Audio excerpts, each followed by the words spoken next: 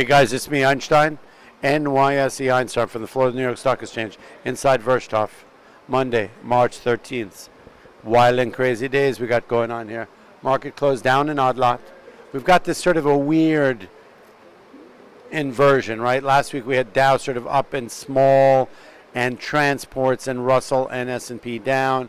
Today we have the Dow off small and the Russell and the S&P up small.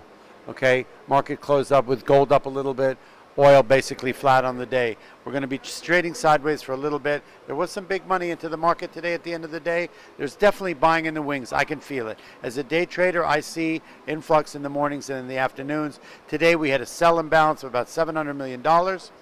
For the market on close imbalances, which you guys I hope understand a little bit of at this point, and at 3:44 and 50 seconds it flipped to 700 million to buy. There is money being put to work.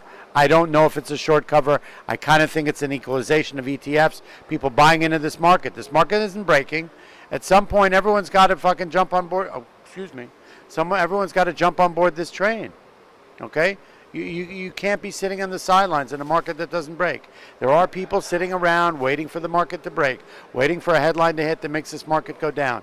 And no matter what, we've seen it now, day in, day out for a couple of months, the market is not breaking. There is no follow through on the sell side. Market off 21 points, still hanging out above 20,000 solidly. 20,000 is a support level at this point. We're at 20,800. We're at 21,000. We're 300 points off the all-time high, and the market doesn't break. We're going to have some sideways trading. We have the FOMC meeting, the Fed tomorrow, and the announcement if there's going to be an interest rate or not raise on Wednesday. Normally that would put some pressure on the market. It's not, and there is a feeling that they are going to raise rates, and we're going to raise the rates into the strength of the market, and the market's going to be able to sustain it. We've got all this Obamacare, Trump care, you know, God knows what's going on with that. I don't really know. You've got all the crazy headlines going on and the fighting and the rearing over Russia and this and that and emails and FBI. It's just, I've stopped even listening to it. You know, it's like, look, we have a winter storm coming into New York tomorrow. Suddenly it's not just a snowstorm. It's not just weather. It's the storm of the century. It's the polar vortex. The polar vortex. It's a snowstorm. Forget about it. 2-3 inches a foot, it doesn't matter. It's weather, right? But if you don't like the weather, wait a minute. But suddenly everything is in this crazy state of catastrophism. Everything's a catastrophe. It's not a snowstorm. It's not a headline. It's not healthcare. It's not in earnings. It's a friggin' catastrophe. It's not. You have a market that is not in turmoil. It's solid. It's strong. You have a country that's in turmoil, and that is a bit of a catastrophe. You have a president who's a wild card. That could become a catastrophe.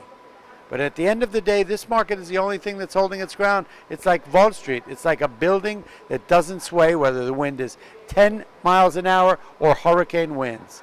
This market holds strong. This building is it. NYSE, Einstein, it's just holding strong. So I don't think we have any fears. I think we may have some headwinds into this announcement. You may see some market going up and down and whatnot. But at the end of the day, this market's strong. There is support.